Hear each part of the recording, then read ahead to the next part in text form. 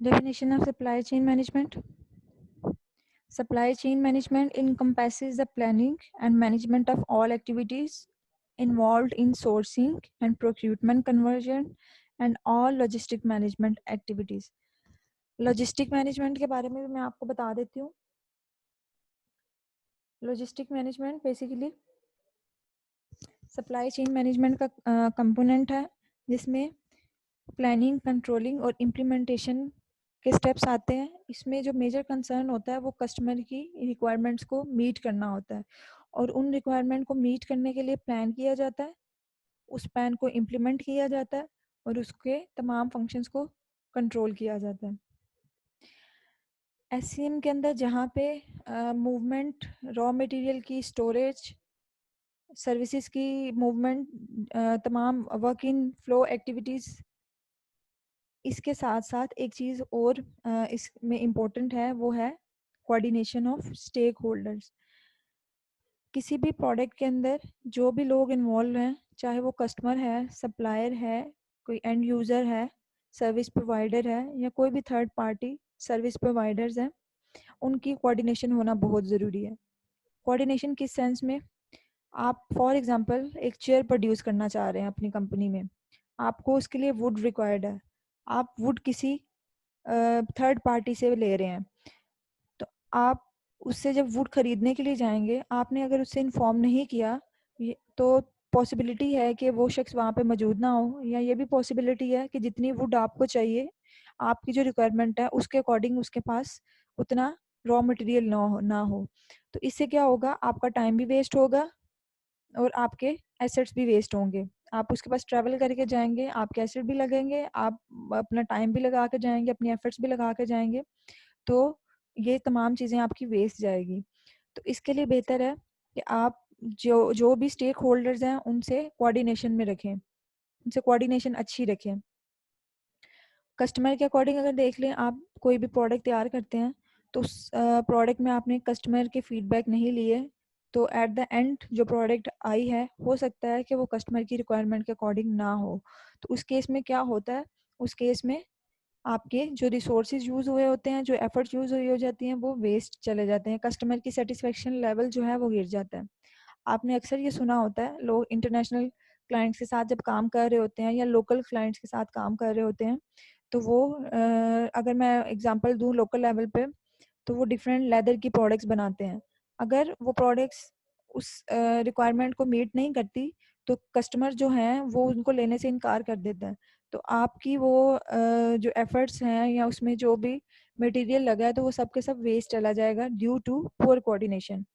तो हर लेवल पे, चाहे वो कस्टमर से कम्युनिकेशन है, चाहे वो इनसाइड कम्युनिकेशन है ऑर्गेनाइजेशन के, या आउटसाइड कम्युनिकेशन है, इसको आप इंटरनल और एक्सटर्नल कम्युनिकेशन भी कह सकते हैं, ये कम्युनिकेशन ज़रूर होनी चाहिए, कोऑर्डिनेशन ज़रूर होनी चाहिए. इसमें जो गैप है, माइनर सा गैप जो है, वो ह्यूज लॉस का रीज़न बन सकती है. कुछ की कॉन्सेप्ट्स हैं एससीएम के. इसमें सप्लाई चेन का डिफरेंट इंटरफेसेस हैं, जैसे रॉ मटेरियल है, कंपोनेंट है, मैन्युफैक्चरर, रिटेलर एंड कंज्यूमर्स. इसको आप एससीएम के की कॉन्सेप्ट भी कह सकते हैं या इसको इंटरफेस भी कह सकते हैं. इसमें आपने कुछ पॉइंट्स को हमेशा याद रखना है कि मूवमेंट ऑफ गुड्स किस लेवल पे करनी है, कौन सी मटेरियल कहाँ पे पहुंचाना है. मतलब एक मटेरियल हो सकता है आपने मैन्युफैक्चरर को पहुंचाना है और आप उसको रिटेलर तक पहुंचा दें, तो ये चीज़ भी आप की प्रोडक्शन में या आपके बिजनेस में लॉस की रीज़न बन सकती है कि आपने जो इन्फॉर्मेशन या जो मटेरियल जिस स्टेक होल्डर को पहुंचाना है, आपने उसको वहीं पहुंचाना है. तो मूवमेंट ऑफ गुड्स जो है, उसके बाद इंफॉर्मेशन का फ्लो मतलब आपकी हो सकता है एक इंफॉर्मेशन जो है वो इनसाइड कंपनी रिक्वायर्ड है, अगर वो आउटसाइड कंपनी चली गई है तो आपके बिजनेस को वो लॉस कर सकती हैं, या आपके कंपेटिटर्स तक पहुंच गई है, तो उस केस में भी वो रीज़न बन सकती है लॉस की. Transfer of title, purchase and sale, ये तमाम इंटरफेसेस जो हैं, ये की कॉन्सेप्ट्स हैं, इनको हमेशा आप लोगों ने अच्छे तरीके से प्लान करना है. अगर आप इस डायग्राम को देखते हैं तो ये दो डायरेक्शन में है. रॉ मटेरियल से वो कंपोनेंट जनरेट होते हैं, कंपोनेंट मैन्युफैक्चरर के पास जाते हैं, मैन्युफैक्चर उसको रिटेलर को पास करता है और फाइनली वो कंज्यूमर के पास चले जाते हैं। सप्लाई चेन मैनेजमेंट ऐसे भी हो सकती है कि कस्टमर अपनी रिक्वायरमेंट रिटेलर को दे, रिटेलर उस रिक्वायरमेंट को मैन्युफैक्चरर को दे, मैन्युफैक्चरर उसके कंपोनेंट्स ले, कंपोनेंट्स के फॉर्म में करे और उसका रॉ मटेरियल मंगवाए, उसको कन्वर्ट करे कंपोनेंट, उसको कन्वर्ट करे प्रोडक्ट की फॉर्म में, उसको दोबारा रिटेलर के पास पहुंचाए और वो कस्टमर परचेज कर सके। तो SCM के अंदर जितनी भी स्ट्रेटजीज आएंगी उसमें आपने जो भी वेज या जो भी मेथड चूज करने हैं उसको आपने बेस्ट से बेस्ट रखने की कोशिश करनी है। मतलब आप रॉ मटेरियल जिस प्रोवाइडर से ले रहे हैं आप मेक श्योर करें कि वो आपको अच्छे रेट्स दे, अच्छी क्वालिटी दे।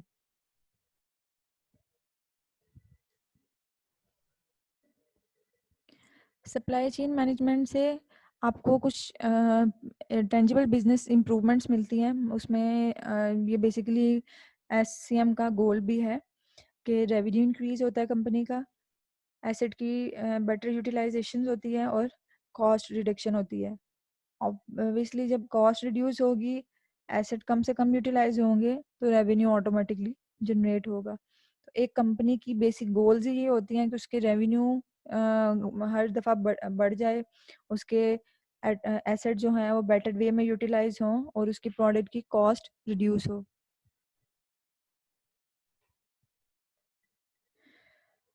अपॉर्चुनिटीज इनेबल्ड बाय SCM, इसके अंदर SCM को जब आप इम्प्लीमेंट करें तो कुछ स्ट्रेटेजिक एरियाज हैं या एडवांटेजेस हैं, उनको आप देख लें। Fulfilment, ensure the right quantity at the right time. अगर आपकी सप्लाई चेन मैनेजमेंट अच्छी है तो आपको कभी भी प्रॉब्लम नहीं आएगी कि किसी भी रॉ मटेरियल की क्वांटिटी कितनी रिक्वायर्ड है और वो किस टाइम रिक्वायर्ड है। तो इस कैटेगरी को आप फुलफिलमेंट में कंसीडर करें।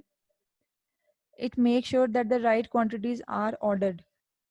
SCM स्ट्रेटजीज को अप्लाई करें तो आप हमेशा ये पहले ही मेक श्योर कर लेते हैं कि आपका जो ऑर्डर है आप उसके अकॉर्डिंग ही क्वांटिटी और आपका जो ऑर्डर है उसके अकॉर्डिंग ही आप रॉ मटेरियल ऑर्डर कर रहे हैं। Logistics, keep the cost of transporting material as low as possible, consistent with safe and reliable delivery. और ये चीज़ बहुत मैटर करती है। आप जो भी ट्रांसपोर्टेशन यूज़ कर रहे हैं एक उसको मेक श्योर कर लें कि वो सेफ़ हो, वो रिलायबल हो और इसकी कॉस्ट भी कम से कम आए। Constant contact with the distribution team, जिनसे आप मटेरियल ले रहे हैं उनके साथ कांटेक्ट रखें, उनके साथ कोऑर्डिनेशन अच्छी रखें। Production, ensure production lines function smoothly. Product making का प्रोसेस जो है उसको इंश्योर करें, प्रोडक्शन लाइन के साथ कांटेक्ट में रहे, उनसे कोऑर्डिनेशन रखें कि क्या प्रोडक्शन में किसी प्रोसेस में कोई प्रॉब्लम तो नहीं, ये मेक श्योर करें। Reduced cost of inventory carrying cost, internal and external failure cost, purchase cost. अगर आपने पहले से ही प्लान कर चुके हैं तो इन्वेंट्री कैरिंग कॉस्ट भी कम हो जाएगी, internal and external failure cost भी कम होगी। जैसे मैंने एग्जांपल दी थी कि आपकी अगर कस्टमर के साथ कोऑर्डिनेशन है तो आप कोऑर्डिनेशन है तो फिर आपकी जो प्रोडक्ट है वो कस्टमर की रिक्वायरमेंट के अकॉर्डिंग होगी, तो एक्सटर्नल फेलियर या इंटरनल फेलियर होने के चांसेस कम हो जाते हैं। परचेज कॉस्ट भी कम हो जाती है अगर आप पहले से आप मेक श्योर कर लेते हैं कि मार्केट के अंदर डिफरेंट सप्लायर्स हैं, आप उस सप्लायर को चूज़ करें जो आपको बेस्ट रेट देता है। तो अगर ये आपके प्लानिंग का पार्ट है, SCM स्ट्रेटजी में ये चीज़ आती है। अगर आपकी स्ट्रेटजी अच्छी है तो परचेज कॉस्ट भी कम हो जाएगी। Revenue and profit, no sales are lost and flexible to respond unforeseen changes. Business के अंदर इस चीज़ को हमेशा मेक श्योर करें। जस्ट लाइक कोई ऐसी प्रॉब्लम आ जाती है, जो कि प्रॉब्लम दो तरह की होती है। एक तो आप वो प्रॉब्लम्स हैं जो डेली बेसिस पे आती हैं, जैसे किसी एम्प्लॉयर ने छुट्टी कर ली या सप्लायर ने आपको टाइम पे रॉ मटेरियल प्रोवाइड नहीं किया। कुछ अन सीन प्रॉब्लम्स भी होती हैं, जैसे किसी कंट्री लेवल पे कोई प्रॉब्लम आ गई, आपका प्लांट बंद हो गया, जैसे कोविड-19 की वजह से ऑर्गेनाइजेशन बंद है, तो इनके रेवेन्यू एंड प्रॉफिट में इफेक्ट आता है। तो इसके अकॉर्डिंग भी सप्लाई चेन मैनेजमेंट अगर आपने की है तो आप इन अनफॉर्सिन चेंजेस पे भी पूरा उतर सकते हैं। SCM को जब इम्प्लीमेंट करें तो ये कुछ पॉइंट्स हैं, इनको आप ज़रूर मेक श्योर करें। Recognise the difficulty of change, जहाँ पे चेंज आने के चांसेस हैं, चेंजेस क्या हो सकती है, कस्टमर की रिक्वायरमेंट में चेंजेस आ सकते हैं। मतलब आपको कस्टमर ने ऑर्डर किया था कि उसने 100 लेदर जैकेट्स बनवानी है, तो वो रिड्यूस भी हो सकता है और वो इंक्रीज भी हो सकता है। कस्टमर आपको कह भी सकता है कि उसको 50 पे ले आए, या ये भी कह सकता है कि आप उसको 200 पे ले आए। तो चेंज को मैनेज करना ज़रूरी है। आप रॉ मटेरियल वाले बंदे के साथ डील कर लें कि अगर आपको इतने दिन के अंदर ज़्यादा रिक्वायरमेंट होती है तो वो भी आपको प्रोवाइड कर दें, या एक्स्ट्रा मटेरियल बच जाता है तो आप उसको वो रिटर्न करके उसकी कॉस्ट ले सकते हैं। Prepare a blueprint for change that maps linkages among initiatives. जो भी चेंजेस आने हैं उसका आप पहले से मैप बना लें, आपको ज़्यादा अच्छी तरह से आइडिया हो जाएगा। अगर उसके आपने पहले ही मेक श्योर किया, उसको मार्क डाउन किया है, तो इस चीज़ में आपको ज़्यादा हेल्पफुल होती है कि किस किस एरिया। ब्लूप्रिंट बेसिकली एक तरह से आप कह सकते हैं एक डायग्राम के फॉर्म में हो सकता है, मैप के फॉर्म में हो सकता है, या पॉइंट्स आपने टेबुलर फॉर्म में लिखे हैं उस फॉर्म में भी हो सकता है। आप मार्क डाउन कर लें कि किस किस स्टेट में या किस किस स्टेप में चेंजेस आ सकते हैं, उसको पहले से ही आप मार्क करें। Assess the entire supply chain from supplier relationships to internal operations to the marketplace, including customers, competitors and industry as whole. आप जो भी बिजनेस कर रहे हैं आपको नॉलेज होना बहुत ज़रूरी है। वो नॉलेज कस्टमर्स का, कंपेटिटर्स का, ग्लोबली या लोकली वो इंडस्ट्री कैसे ग्रो कर रही है, उसकी रिक्वायरमेंट क्या है, ट्रेंड कैसे हैं, ये चीज़, इन चीज़ों के बारे में नॉलेज होना ज़रूरी है। तो इसके बारे में असेसमेंट होनी बहुत ज़रूरी है कि आप ये असेस कर लें कि इंटायर सप्लाई मैनेजमेंट के अंदर कस्टमर और सप्लायर का कस्टमर का और आपका रिलेशनशिप कैसा है, या रिटेलर और आप कस्टमर का रिलेशनशिप कैसा है, सप्लायर का और कंपनी का रिलेशनशिप कैसा है, जो मार्केट है वो किस तरह के एंड यूजर्स के पास जानी है, टारगेट ऑडियंस कौन सी है। इन चीज़ों के बारे में अगर आपकी असेसमेंट अच्छी है तो चांसेस होते हैं कि आपकी प्रोडक्ट जो है वो मार्केट में एक्सेप्टेबल जल्दी होगी। सप्लाई चेन कुछ लेवल्स हैं, 3 लेवल्स है basically: strategic level, technical level और ऑपरेशनल लेवल। स्ट्रेटेजिक लेवल ये ब्रॉड लेवल है, इसमें प्लानिंग प्रोडक्ट की कंप्लीट की जाती है, इसमें सप्लाई चेन का डिज़ाइन किया जाता है, रिसोर्सेज एक्विजिशन की जाती है, लॉन्ग टर्म प्लानिंग होती है, मोस्टली 1 ईयर या 1 year, more than 1 year. Technical के अंदर प्रोडक्शन एंड डिस्ट्रीब्यूशन प्लानिंग की जाती है कि स्ट्रेटेजिक के अंदर बेसिकली आप एक कंप्लीट ब्लूप्रिंट रेडी करते हैं उस प्रोडक्ट को बनाने के लिए। टेक्निकल के अंदर आप प्रोडक्शन और डिस्ट्रीब्यूशन प्लानिंग करते हैं कि जो रॉ मटेरियल आएगा प्रोडक्ट उससे कैसे बनेगी और डिस्ट्रीब्यूटर के तक कैसे पहुंचाई जाएगी। रिसोर्स एलोकेशन, उस प्रोडक्ट को कंप्लीट करने के लिए कौन कौन से रिसोर्सेज चाहिए। मीडियम टर्म प्लानिंग, इसमें जो प्रोडक्शन की प्लानिंग होती है वो नॉर्मली क्वार्टरली होती है या मंथली होती है। मतलब जो ऑपरेशन है वो 15 दिन के हो सकते हैं, मतलब डिपेंड करता है कि प्रोडक्शन में कितना टाइम चाहिए, या कितने दिन के बाद प्रोडक्ट जो है वो इस फॉर्म में होगी कि उसको जज किया जाए कि वो किस लेवल पे है। थर्ड जो लेवल है दैट इज ऑपरेशनल लेवल।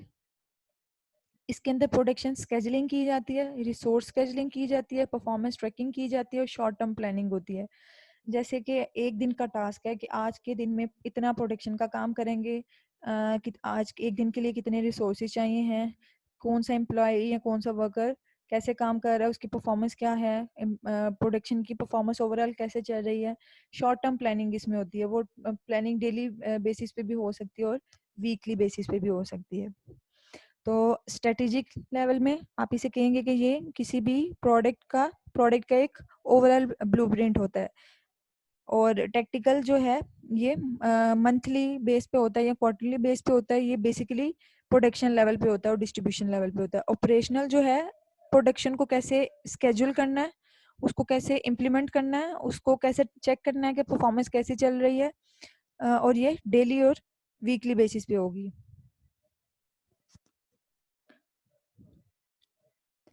कुछ प्रॉब्लम भी फेस करनी पड़ती है सप्लाई चेन मैनेजमेंट में, ये अनसीन भी हो सकती हैं और कुछ डेली बेसिस की प्रॉब्लम भी हो सकती हैं। तो कुछ इश्यूज हैं जैसे कि डिस्ट्रीब्यूशन नेटवर्क कॉन्फ़िगरेशन। ये इशू क्या है, number and location of suppliers ये अवेलेबल नहीं है फॉर एग्जांपल, या कांटेक्ट नहीं हो पा रहा, प्रोडक्शन फैसिलिटीज़ अच्छी नहीं है, मशीनरी अच्छी नहीं है, एम्प्लॉय कम है, डिस्ट्रीब्यूशन सेंटर्स कम है, warehouses and customers, warehouses storage के लिए नहीं है, कस्टमर्स के बारे में अच्छा नॉलेज नहीं है, कस्टमर के साथ नेटवर्क स्ट्रॉन्ग नहीं है। तो ये एक इशू हो सकता है। Distribution strategy, centralise versus decentralised, depend करता है। अगर सेंट्रलाइज सिस्टम है तो डिस्ट्रीब्यूशन स्ट्रेटजी उसके अकॉर्डिंग होनी चाहिए, मतलब आप एक ईमेल करें और वो कंपनी पूरी उस ईमेल को रीड कर ले। डिसेंट्रलाइज है तो आप इंडिविजुअली हर डिपार्टमेंट को करें। डायरेक्ट शिपमेंट, पुल और पुश स्ट्रेटजी, डिपेंड करता है कि आपने कहाँ पे इंफॉर्मेशन पुश करनी है, कहाँ से पुल करनी है, किस इंफॉर्मेशन को कहाँ तक पहुँचाना है, प्रोडक्ट कहाँ से उठानी है, कहाँ पे उसको छोड़ना है। तो इसमें इश्यूज आ सकते हैं। Information integrate system and processes through though the supply chain to share valuable information including demand signals, forecast। ये information पहले से होनी चाहिए। इस information में कोई problem आ सकती है, ये information poor हो सकती है, ये information की dissemination poor हो सकती है। तो ये issue हो सकता है। Inventory management, quantity and location of inventory including raw materials, work in process and finished goods। ये idea लेना कि कितना raw material required है, कितना प्रोसेस कंप्लीट हो चुका है, फिनिश गुड्स किस लेवल पे पहुंच चुकी है, उसकी मेंटेनेंस कैसे की जा रही है। तो ये कुछ इश्यूज हैं जो सप्लाई चेन मैनेजमेंट का पार्ट हो सकते हैं। अगर आप लोग को कोई क्वेश्चन है, जो क्यूरी है, तो नेक्स्ट जूम सेशन में हम लोग डिस्कस कर लेंगे। आप लोग नोट डाउन कर लें। होपफुली आप लोग को क्लियर हो चुका होगा। अगर आप इसकी समरी के बारे में देखते हैं तो हम ये कहेंगे सप्लाई चेन मैनेजमेंट एक ऐसा सिस्टम है जिसमें किसी भी ऑर्गेनाइजेशन के अंदर किसी प्रोडक्ट के लिए जो रॉ मटेरियल रिक्वायर्ड है, जो सर्विसेज रिक्वायर्ड हैं, उनकी मूवमेंट को मैनेज किया जाता है थ्रू सप्लाई चेन मैनेजमेंट के अंदर। इसके अंदर कोऑर्डिनेशन को भी देखा जाता है, ये एक इम्पोर्टेंट एस्पेक्ट है। कस्टमर एंड यूजर्स या सप्लायर्स, रिटेलर, इन सब के दरमियान कोऑर्डिनेशन रिक्वायर्ड है। तो एससीएम का ये भी एक अहम फैक्टर है कि आप जो भी स्ट्रेटजीज को यूज़ कर रहे हैं उसमें कस्टमर या जितने भी स्टेक होल्डर्स हैं उनके साथ अच्छी कम्युनिकेशन बना के रखें। उसके बाद हम लोगों ने कुछ की एस्पेक्ट देखे थे। इन की एस्पेक्ट्स को हमेशा याद रखें। किस इंफॉर्मेशन को किस लेवल पे पहुंचाना है, किस इंफॉर्मेशन को किस तक पहुंचाना है, ये बहुत ज़रूरी है। इंफॉर्मेशन का ओरिजिन पता होना ज़रूरी है। इररेलेवेंट इंफॉर्मेशन को कहीं किसी ऐसी जगह ना पहुंचाएं जो कि प्रोडक्शन में या बिजनेस को लॉस दे सकता है। प्राइवेट और सीक्रेट इंफॉर्मेशन को उसी डिपार्टमेंट तक रखें जो जिस डिपार्टमेंट से रेलिवेंट है। उसके बाद मार्केट के अंदर मार्केट की असेसमेंट बहुत ज़रूरी है। आप जिस मार्केट का पार्ट हैं उसके कस्टमर, उसके रिटेलर, सप्लायर्स, जो भी उसके अंदर लोग इन्वॉल्व हैं, उनकी असेसमेंट होना बहुत ज़रूरी है। अगर आप बिज़नेस रन कर रहे हैं, चाहे वो बिज़नेस आपका सॉफ्टवेयर का है, चाहे वो बिज़नेस किसी टेंजिबल प्रोडक्शन हाउस का है, तो ये कुछ की एस्पेक्ट्स हैं, इनको आप हमेशा याद रखें। Revenue, supply chain management revenue की ग्रोथ में हेल्प करता है। बेटर एसेट यूटिलाइजेशन होती है, प्रोडक्ट की कॉस्ट रिड्यूस हो जाती है। जो कुछ मेन पॉइंट्स थे उनमें सप्लाई चेन मैनेजमेंट के लेवल्स होते हैं। आप किसी भी प्रोडक्ट के लिए कंप्लीट जब सप्लाई चेन मैनेजमेंट डिज़ाइन करते हैं तो वो स्ट्रेटेजिक लेवल होता है, ये 1 ईयर या प्लस का होता है। टेक्निकल के अंदर आप मंथली या क्वार्टरली एक प्लान बनाते हैं जिसमें प्रोडक्शन और डिस्ट्रीब्यूशन आती है, किस लेवल पे कौन से रिसोर्सेज रिक्वायर्ड है, इनको उनको एलोकेट किया जाता है। ऑपरेशनल के अंदर जो टेक्निकल के अंदर प्लान किया जाता है उसको इम्प्लीमेंट किया जाता है। वो इम्प्लीमेंटेशन वीकली या डेली बेसिस पे भी होती है। शॉर्ट टर्म प्लानिंग इसकी की जाती है। प्रोडक्ट और एम्प्लॉयर का परफॉर्मेंस ट्रैकिंग की जाती है। रिसोर्स को स्केड्यूल किया जाता है। प्रोडक्शन की स्केड्यूलिंग की जाती है। तो ये कुछ ये की फैक्टर्स है सप्लाई चेन मैनेजमेंट का। होपफुली आप लोगों को समझ आ चुकी होगी। नेक्स्ट हम लोग डिस्कस करेंगे नेक्स्ट टॉपिक को। अगर किसी का कोई क्यूरी है तो कल की क्लास में हम लोग डिस्कस कर सकते हैं, या आप लोग मुझे मैंने काउंसलिंग आवर्स भी बता दिए हैं। आप काउंसलिंग आवर में भी मुझसे कांटेक्ट कर सकते हैं या ईमेल के थ्रू भी कांटेक्ट कर सकते हैं। ओके क्लास, अल्लाह हाफिज़।